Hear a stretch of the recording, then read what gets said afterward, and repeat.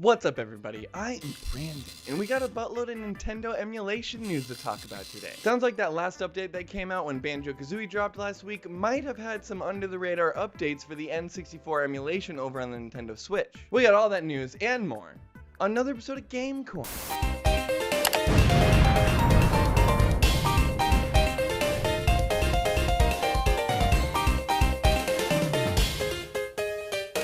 Watching, everybody. Remember, if you like what I do, please like the video, subscribe to the channel if you'd like to see more, and I'll stop wasting your time. So I actually made a video about this a couple weeks ago. If you guys remember, when the NSO expansion pack dropped, there was actually some really big technical issues, especially with the N64 games. Some of the biggest offenders being like improper rendering and really bad input lag. One of the biggest stories that kind of blew this all up was from a guy named Oatmeal Dome over on Twitter. He actually found that the Shadow Link fight in the water temple was completely being rendered incorrectly. Everything from ambient fog being missing to reflections missing in the water and just god-awful input lag.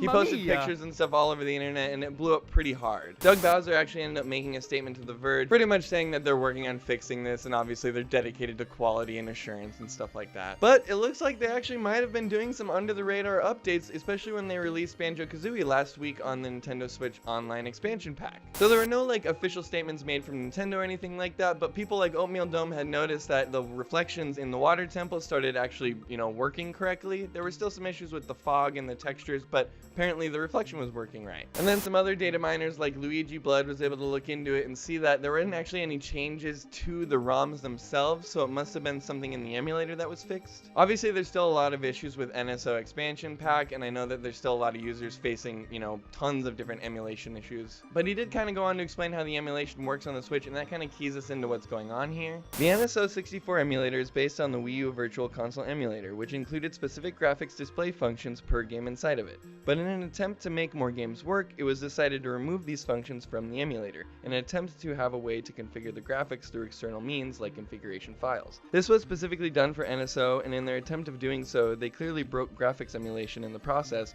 and possibly didn't have enough time to fix it. So as you can see, the Nintendo Switch Online expansion pack is actually running on the Wii U's emulation framework. And it sounds like when they had it set up for the Wii U, they probably had one configuration that worked across the whole board, and when they switched it over to do the NSO Online thing, they made it so that configuration files could be ingested into the emulator to possibly make each one of them run better by tweaking graphics individually. And it sounds like in doing this, they probably exported the main settings for the emulator that they had and then didn't actually go back and tweak the settings for each game individually or something like that. Obviously, I don't know for certain. This is just kind of guesswork. I have quite a bit of experience with computers, so I can kind of key into what's happening here based on the explanation. Anyway, that's about all the news I have, unfortunately. It sounds like they are working on getting it fixed. Unfortunately, it's still not 100% there, but it's nice to know that they're doing something. Oftentimes, Nintendo's one of those companies that if it's not broke, don't fix it sort of thing. The problem with that is they have a lot of things that are very broken and still need to be fixed. And like we talked about in the last video, obviously there's a whole value issue going on here. Some people feel like that $50 price tag is too much for what they're getting out of that NSO expansion pack. And obviously, if half of the package isn't running correctly or working right, then that kind of bites into your value. And especially coming from a company like Nintendo, who honestly does hold quality above anything else most of the time. Definitely glad to see that they're actually doing something to fix this. Anyway, like I said, that's all the news I got on Nintendo emulation today, guys. If you got any questions or comments, let me know down below.